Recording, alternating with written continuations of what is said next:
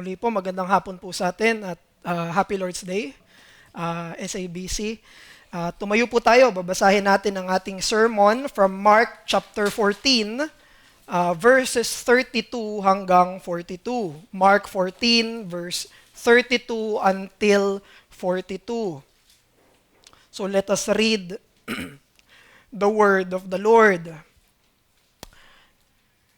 Si Jesus ay mga inner circle ng disciples, and they went to a place called Gethsemane. And he said to his disciples, "Sit here while I pray." And he took with him Peter and James and John, and began to be greatly distressed and troubled. And he said to them, "My soul is very sorrowful, even to death. Remain here and watch." And going a little farther, he fell to the ground and prayed that, if it were possible, the hour might pass from him. And he said, "Abba, Father, all things are possible for you. Remove this cup from me. Yet not what I will, but what you will." And he came and found them sleeping. And he said to Peter, "Simon, are you asleep? Could you not watch 1 hour? Watch and pray, that you may not enter into temptation. The spirit is indeed willing, but the flesh is weak." And again he went away and prayed, saying the same words. And again he came and found them sleeping, for their eyes were very heavy, and they did not know what to answer him. And he came the third time and said to them, "Are you still sleeping and taking your rest? It is enough. The hour has come. The Son of Man is betrayed into the hands of sinners. Rise, let us be going. See, my betrayer is at hand." This is the word of the Lord. Makaupo na po tayo.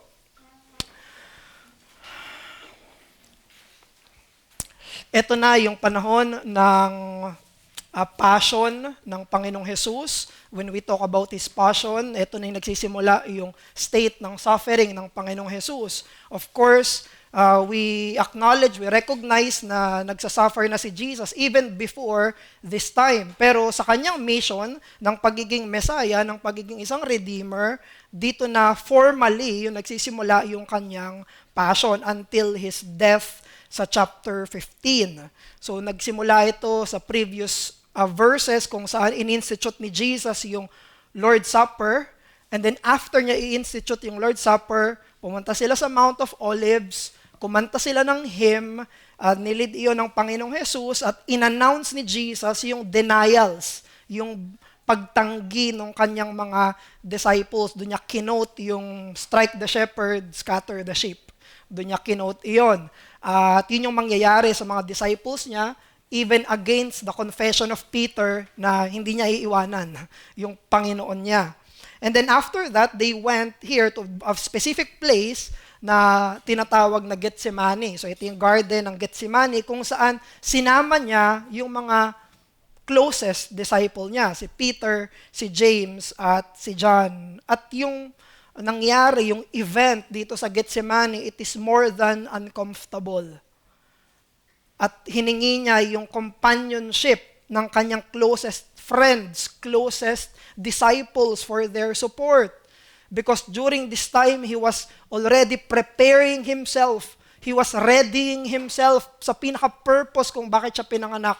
Alam niya na para mismo dito yung buhay niya. Bakit siya nagkatawang tao? Why was he incarnated? Ano yung purpose ng buhay mismo ng Panginoong Jesus? This was it. Eto na, papunta na doon. Papalapit na ng papalapit. Kinaumagahan. Paparating na yung kanyang peak ng kanyang suffering. Yung pinapagawa sa kanya ng Ama. That's why we can read the emotions dito sa narration ni Mark, dito sa verses 33 hanggang 34, kung saan mababasa natin yung distress ng Panginoong Jesus. And he took with him Peter and James and John and began to be greatly distressed and troubled. Ito yung nangyayari sa kalooban ng Panginoong Jesus. Wala pa. Papunta pa lang doon. Mananalangin pa lang siya sa Getsemani. At mismo ang Panginoong Jesus ang nagsabi, "My soul is very sorrowful, even to death."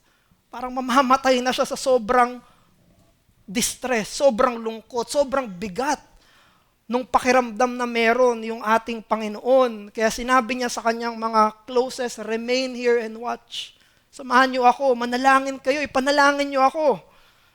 At nanalangin ng Panginoong Hesukristo. And we see here the prayer of the Lord Jesus. Nagpatira pa yung Panginoong Jesus. Nakadapa siya kung manalangin. And he prayed 3 times. We read in our passage, he prayed the same prayer. Napaka-emotional nung event na ito sa Panginoong Hesukristo. And what is the prayer item of Jesus? Ano yung prayer concern niya?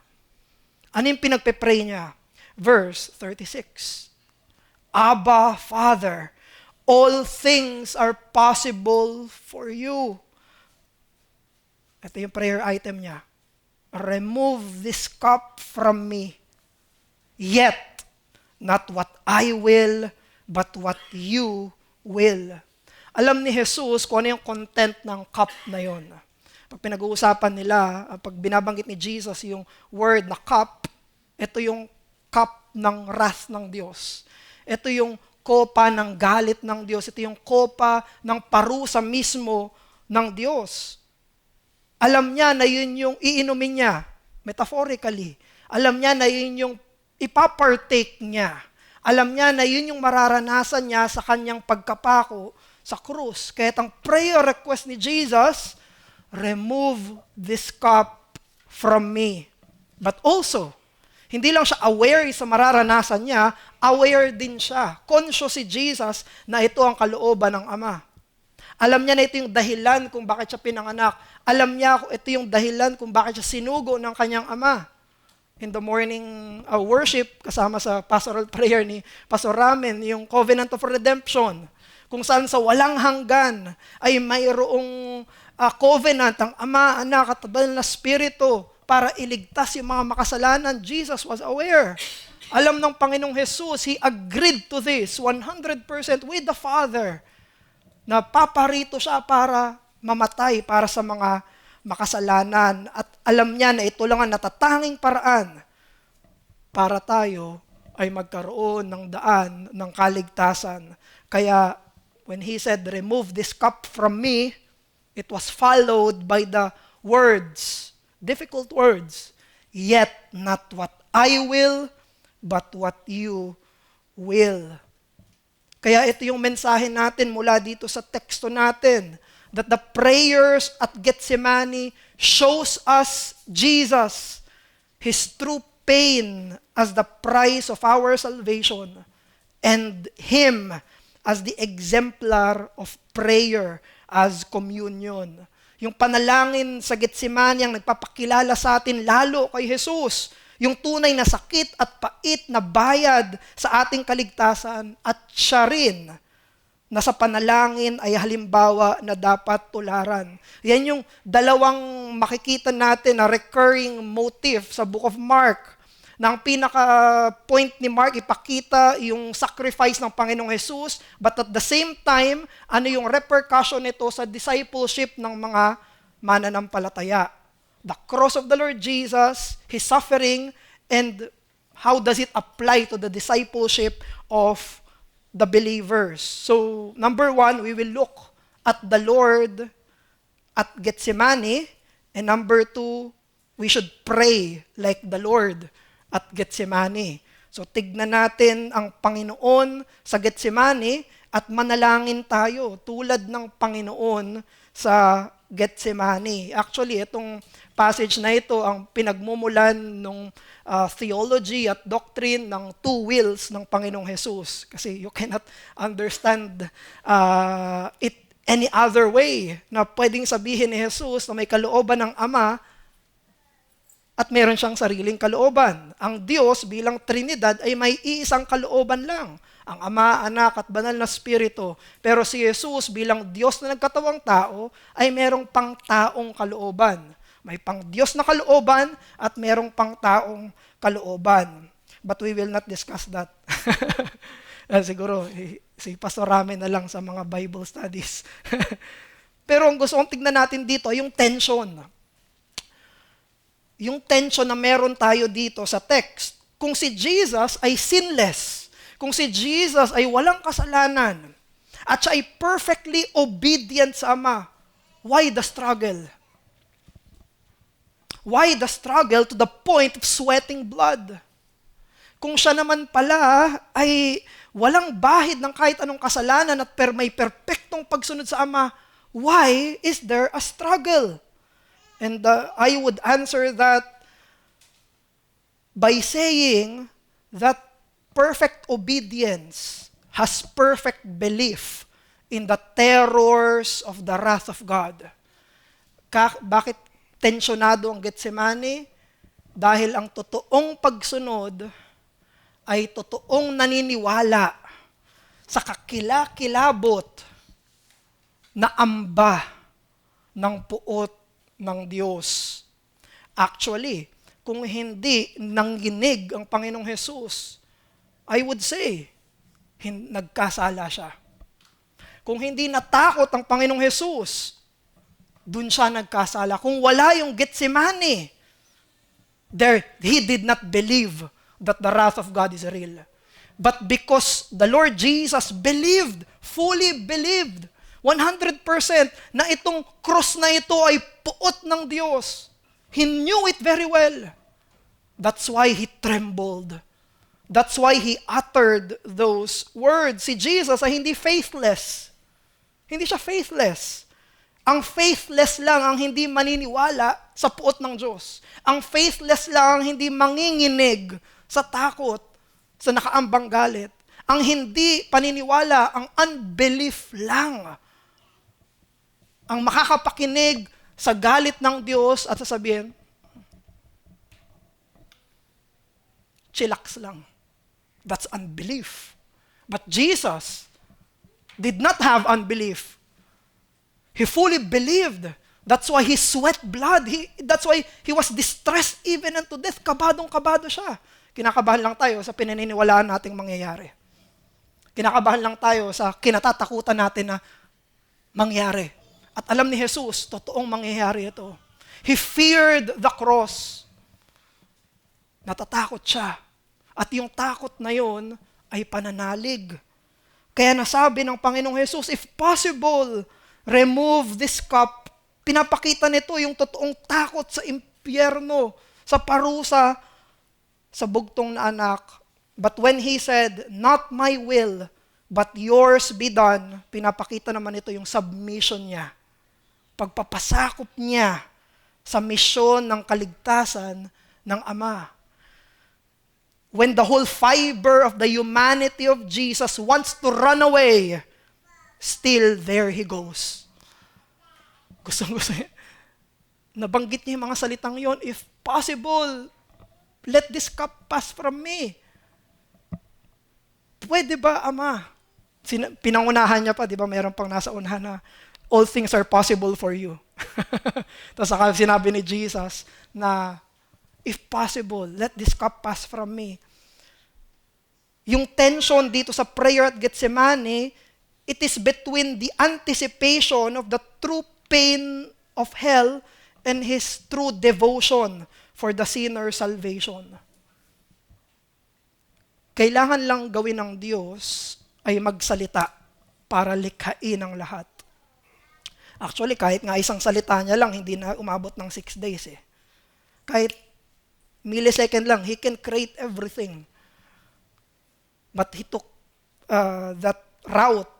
But when it comes to our salvation, the Son of God needed to bleed.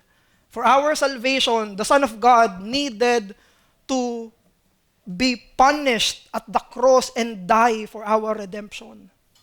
Yung cup na ininom Panginoong Jesus, we can see that in Isaiah 51:17 and Jeremiah 25 verse 15. But I believe ang mas pinaka-illustrative dun sa cup na yon ay yung nasa Revelations 14:10. Ang sinabi sa Revelations 14:10, dinescribe yung cup. Sinabi dito, He will also drink the wine of God's wrath, poured full strength into the cup of His anger, and He will be tormented with fire and sulfur in the presence of the holy angels and in the presence of the Lamb. Yung cup na pinatutungkulan doon ay walang iba kundi yung buong puot ng Diyos. Yung mararanasan ng mga unbelievers sa hell, yon ang ininom ng Panginoong Jesus para sa mga mananalig. Yon ang ininom ng Panginoong Jesus para sa kanila na mga magsisisit mananampalataya. Because Jesus drank the cup of wrath, we can drink the cup of grace. Dahil ininom niya na yung kopa ng galit, ang iniinom at ini-enjoy natin ngayon ay walang iba kundi yung kopa ng biyaya niya. Alam niyo ba kung paano namatay si Socrates? According kay Plato, isa ito sa mga pinakamagagaling na philosophers, sinintensyan si Socrates ng death penalty dahil bad influence daw siya sa kabataan. Pero alam niyo ba kung paano yung death penalty niya? Through a cup of poison. Sa pamamagitan ng kopa na mayroong laso na iinumin niya. Pero ang interesting dito, nung mamamatay na si Socrates, paparusahan siya ng death penalty, masaya pa siya. Hindi siya malungkot.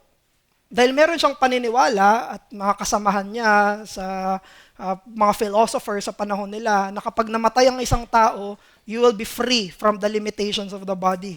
Pag namatay ka, magkakaroon ka na ng greater knowledge. Dahil out of the body ka na. Kaya may time na willing siyang inumin yung lethal cup na yon. But he did this, he was optimistic because of ignorance. Hindi niya alam kung ano yung kahihinatnan niya. Hindi niya talagang alam kung ano yung paparating sa kanya pagdating sa kamatayan. And compare that to the Lord Jesus. The Lord Jesus was not smiling. He was trembling. Compare that to the Lord Jesus. Jesus was sorrowful even to death. Because He knew fully well, alam na alam ni Jesus kung ano yung daratnan niya doon sa krus ng Kalbaryo. That's why us Christian, when we understand the tension here at Gethsemane, we should seriously realize the price of our salvation. Makita natin ano yung dinanas ni Jesus, ano yung sakit at pait at parusa na tinanggap niya para sa kaligtasan natin. Na hindi natin ito makita bilang magaan, na parang madali lang kay Jesus yun. You cannot read the New Testament and say that salvation is easy to be purchased. No, it's not. Wala kang mababasa sa bagong tipan na madali lang bilhin ang kaligtasan. Ito ang nangyari sa Panginoon natin. Hindi madali para kay Jesus. Pero sa kabila ng paghihirap na yon, He did it anyway. There was struggle, there was pain. He was damned in hell at the cross. At dahil sinunod ni Jesus ang kalooban ng kanyang Ama, we are saved from that damnation. Hindi na natin iyon iinumin. Alam natin na itong garden ng Gethsemane ay may parallelism sa garden sa Eden. There is a typology happening here na merong comparison na nangyayari kung saan yung first Adam, he fell in the garden, and now the second Adam is in another garden. And there he obeyed the Father. Si Jesus ang second Adam. Pero alam nyo ba na merong isang theory, mga speculations, na hindi mainstream. Mga ano ito, what if? What if, ano yung ginawa ni Adam, or rather, bakit kinain ni Adam yung bunga after kainin ni Eve, yung pinagbabawal na bunga? Why? Bakit niya sinundan yung asawa niya? Unang kumain na si Eve. Bakit siya sumunod bilang isang lalaki? Marami ang mga speculations, maraming mga theories, pero isa sa mga hindi mainstream na speculation diyan is that Adam became hopeless. Nakita niya yung asawa niya, nakinain na, and he chose to die with her. Wala na, mamamatay na yung asawa ko. Mamamatay na lang ako katulad niya. Hindi mainstream na speculation yan. Pero ano dapat ang ginawa ni Adam? Hindi dapat yun ang ginawa ni Adam. Nung kinain ni Eve, yung fruit, ang dapat na ginawa ni Adam ay binitbit niya yung asawa niya at pumunta siya sa harapan ng Diyos at sinabi niya, Panginoon, ako na lang ang patayin mo. Wag yung asawa ko. Lord, please forgive her. Take me instead. Ayun ang dapat ginawa ng covenant head. Ayun dapat ang ginawa ng isang responsableng lalaki. That he would die in place of his bride. But we know, Adam did not do that. But Jesus did. Ayan mismo yung ginawa ni Jesus dito sa Getsemani. Nangangatog na siya. Si Adam dapat nangangatog siyang pumunta sa Ama. Takot na takot dapat siyang lumapit sa Ama at inako niya yung parusa. But that's what the Lord Jesus did instead. Nanginginig ang Panginoong Jesus, tumutulo ang pawis na may dugo. He was scared of the cross to the point that he prayed this prayer, but he did it anyway. Ang sinabi ng Panginoong Jesus, ako na lang, Ama, wag na ang aking iglesia. Wag na ang aking pinakamamahal na iglesia. The Lord Jesus went to the darkest of dark to give you light. He went to the fangs of death to give you life. Sana makita natin na hindi magaan yung kaligtasan na binili ng Panginoon. At makikita natin iyon dito sa katotohanan sa Getsemani at pag iniisip natin yun ang tumimo sa puso't isipan natin at magpalago at magpalakas sa pananalig at pag-ibig at pag-asa natin sa Diyos. And number 2, hindi lang ito pinakita sa atin para makita natin ang ating kaligtasan, kung hindi pinakita din sa atin ito para ito'y ating sundan. So we should pray like the Lord Jesus at Getsemani. Actually, marami tayong matututunan na lessons sa prayer dito. Sobrang dami. But let me give you 3 lessons on prayer dito sa Getsemani. Una, ang prayer ay unburdening ng puso sa Diyos.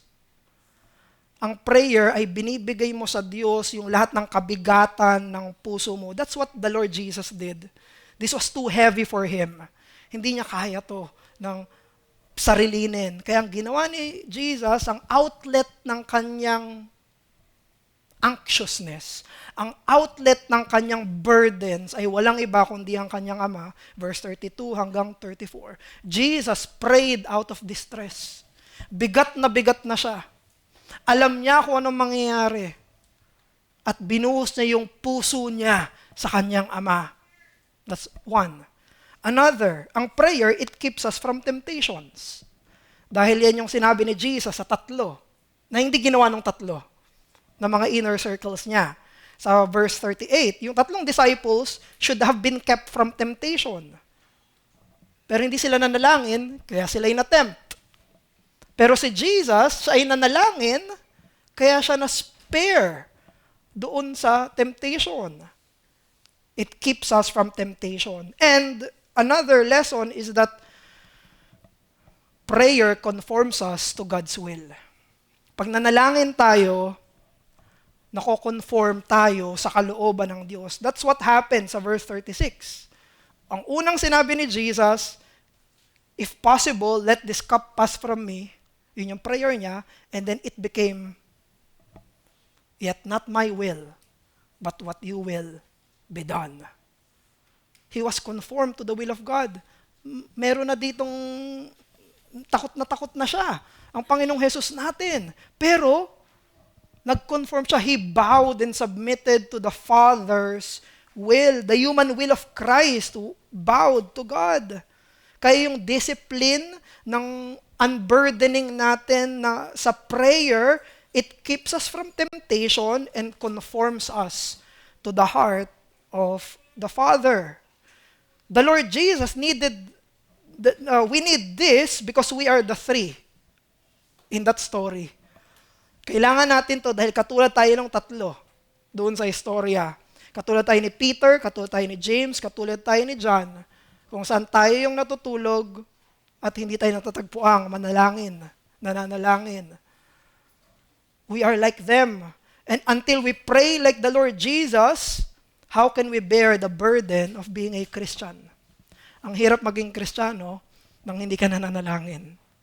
Ang hirap magpatuloy sa pagiging mananampalataya if you do not give time sa pananalangin mismo. The Christian life is unbearable for those who do not pray like the Lord. Binibigay sa atin ang prayer hindi para maging burden, kung hindi para ma-unburden tayo. Hindi pabigat ang panalangin. Siya yung nagpapagaan. At yung prayers natin, we need to be Christ-like. Hindi Peter-like, James-like, John-like, sa passage na ito, na natagpuang natutulog kaysa nananalangin. Alam natin, isa dito sa tatlong to ang nangako, nag-pledge na hindi niya iiwanan ng Panginoong Jesus. But later, all of them went away. They did not pray. Sila yung hindi nag-pray and they were overcome by temptation. Kaya sino matatagpo ang faithful? Not them who are self-confident. Not them who are self-confident, but them who are prayer-dependent. Sila na mga nakaasa sa panalangin, ang matatagpo ang tapat at hindi sila na mga may confidence sa sarili lang nilang mga kalakasan. And if you are still an unbeliever today, you have attended this church but you are not yet in Christ, o kaya ikaw ay kaibigan, may I ask you, ano ang laman ng prayers mo? Sana ang ipanalangin mo ay ang kaligtasan ng kaluluwa mo. Sana magsimula kang maging Kristiyano sa totoong sinner's prayer, sa totoong panalangin para sa kaligtasan ng Ebanghelyo. May you come to God and be saved. And for us Christian, sa ating mga mananampalataya, may we strive for a prayer life that is both disciplined and honest. Sana ay magkaroon tayo ng pananalangin katulad ni Jesus na may disiplina at ganun din ay nagpapakatotoo. Ito ang dalawang struggle natin sa prayer na in-exemplify ni Jesus kung saan nag-fail yung tatlo. We have struggles sa pagiging disiplinado sa panalangin at pagiging honest sa ating pananalangin. You see, a prayer life kung saan ito'y disiplinado but without honesty, it is doomed to be mechanical. But a prayer life that is honest but without discipline, it is doomed to be occasional o minsanan lang. Kaya pag tayo'y nananalangin, we should be disciplined in prayer. Look at the Lord Jesus and the three. Who is disciplined? Sino sa kanila ang disiplinado sa ating passage? Kaya pag may mga tanong, kailangan ko ba ng schedule pag mananalangin ako? Do I need a routine? Do I need a schedule for my prayer? Do I need to give time? Read about the prayer life of Jesus, then follow Him. He's your Lord. We are Christians. We follow Him. Then even in His prayer, follow Him. Kahit sa panahon ayaw mong manalangin, may Puritan na nagsabi, doon ka mas lalong nangangailangang manalangin. Grab the opportunity. Whenever you think you need to pray, pray. Even when everything is painful, manalangin ka. Kapag pagod ka na, manalangin ka. Kapag nagdurusa ka, manalangin ka. Kapag nahihirapan ka, manalangin ka. Merong isang African tribe na na-convert sa pananampalataya. At yung African tribe na iyon ay nagkaroon ng culture ng private prayer. Nung natutunan nila yon, umusbong yung kultura ng private prayer sa kanila. At dahil sa kanila ay mapuno, matalahib, ang nangyari, nagpe-pray yung isang kasama nila sa isang liblib na lugar. Tapos yung isa naman sa ibang liblib na lugar. Yung isa naman sa isang liblib na lugar ulit. But nagkaroon na sila ng lugar of prayer nila. At palagi silang pumupunta doon sa mga kanya-kanyang prayer place nila, nagkaroon na ng path. Dahil palagi nilang pinupuntahan. Alam na nila, ito kay brother ganito. Kay Arvin to, kay CJ to, kay Joel to. Alam nila, alam nila kung saan na yung mga private place of prayer nitong mga kababayan nila. Yun na yung naging culture. May daan na. At halatang halata sa kanila kapag merong nagne-neglect ng prayer life. Kitang-kita nila, visible na visible kapag merong nakakalimutan na yung kanyang discipline sa prayer. At tinatap nila yung isa't isa. Ang sinasabi nila dun sa kapatid nila na nakaka-neglect, sabi nila, "Brother, the grass grows on your path." Brad, tinutubuhan na ng damo. Yung lugar mo ng panalanginan. Nakikita na. Dinadamo na ulit. At sa ating mga mananampalataya, how is our prayer life? How is your prayer life? Are the grass growing on your path? But another thing, hindi lang tayo dapat maging disciplined. We should also be equally honest sa ating mga prayers. And I believe isa ito sa mga dapat na mangyari, lalo na sa ating mga reformed. Because we believe ang prayer natin ay dapat maging reverent, ang prayer natin ay dapat maging may respeto sa Diyos. But we also need to recover the honesty and prayer that is exemplified by the Lord Jesus. Kaya tayo nagtataka kung bakit sinabi ni Jesus na, "Let this cup pass from me," kasi iniisip natin kasalanan yon. Iniisip natin kasalanan na mag-pray na, "Let this cup pass from me." But Jesus is sinless. Actually, that is obedience sa Kanya. He was honest to His Father. Ama, ang hirap. He was very honest. And that is not sin. Sa ating mga panalangin, kailangan nating sabihin, "Let your will be done." Kailangan nating sabihin yon. But I would propose, bago mo sabihin, "Let your will be done," we need to be honest. What is your will? Ano ang gusto mo? You see, without confessing your own will, without opening up your heart to God, yung mga salitang "your will be done" can be empty words from your lips. Pero nasa likod pa rin ang isip mo, nasa likod pa rin ang isip natin, kalooban ko. You need to tell God. Kailangan mong sabihin sa Diyos yon.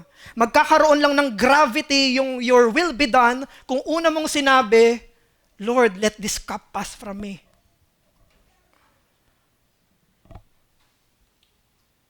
After we pour out to God our own wills. Of course, we do not say na every time na mananalangin tayo, ang will mo ay palaging opposite sa kalooban ng Ama. Medyo iba na yata yun. Pero may times na alam mong may friction. Alam mong iba yung kalooban ng Ama sa kalooban mo. During that time, you should be honest sa Panginoon. You should tell God, "Lord, let this cup pass from me." And then follow it with, "Let your will be done. Dahil ang katotohanan, mga kapatid kay Kristo, hindi lang gustong marinig ng Diyos ang gusto niyang marinig. Let me repeat that. Hindi lang gustong marinig ng Diyos ang gusto niyang marinig. Ang gusto niyang marinig ay ikaw. Anong nasa isip mo? Anong nasa puso mo? Ano talaga yung nilalaman ng damdamin mo at ng kalooban mo? What is your will? Gusto ng Diyos na sabihin talaga natin kung ano yung naiisip natin. Hindi niya sinasabi, dapat tama lahat ng vocabulary mo. Pag may isang dyan. Imagine a real father, ang totoong ama, na kinakausap yung anak niya. Sige anak, sabihin mo lang sa akin, ano yun nasa isip mo? Kung hindi niya papayagan, hindi niya naman papayagan yun eh. Pero sasabihin niya, sige, sabihin mo sa akin. That's what God is doing to His Son, the Lord Jesus. What the Lord Jesus is saying, ang ginagawa ni Jesus dito yung 1 Peter 5:7, casting all His cares upon Him, for He cares for Jesus. And that's true for us. He cares for us. And then, kapag sinabi natin yon, saka masasanctify yung wills natin. Saka ngayon masasanctify yung kalooban natin. Saka ngayon mangyayari because we are in the holy place of prayer, in the throne room of God, when we are honest to God sa totoong mga puso't isipan natin, sa Kanya itatransform. Sa Kanyang gagawin niya ay magiging, Lord, ito yung nasa isip ko, ito yung nasa puso ko, ito talaga yung naiisip ko, but let your will be done. That's how you pray. Ganon ka dapat manalangin. Sa pribadong panalangin mo sa harapan ng Panginoon. Sa panahon natin ngayon ay panahon ng AI. And I would suggest na mas magaling pa yung AI na gumawa ng prayer sa atin. Pag nilagay nyo sa ChatGPT, bigyan mo ako ng prayer dyan. Mas maganda pa. Yung makakompose niyang prayer kaysa sa mga prayers natin. Bakit hindi na lang tayo mag-program ng AI? Tapos, siya na lang yung magpe-pray sa atin, i-audio mo 24/7. Pwede ba natin gawin yon? Ganon na lang. 24/7 siya yung nagpe-pray, i-intercede. Nagpe-pray para sa atin. You see, ang AI, it can use better vocabulary than you and me. May self-learning program ito. It can use the better phrasing, more theologically exact words. Creedal, confessional na words. Baka pag tayo nag-pray, minsan may mali-mali pa eh. Pero ito, mas exact. Pero meron lang isa na hindi kayang gawin ang AI. Ang manalangin mula sa puso. It does not have a heart. It does not have a soul. But you have, Christian, meron kang puso at kaluluwa na nilikha ng Diyos at tinubos ng Diyos at yun yung hinihingi ng Diyos sa panalangin mo.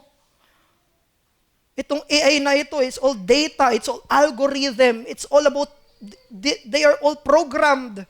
It can even learn Christian and Reformed vocabulary, but it does not have a soul.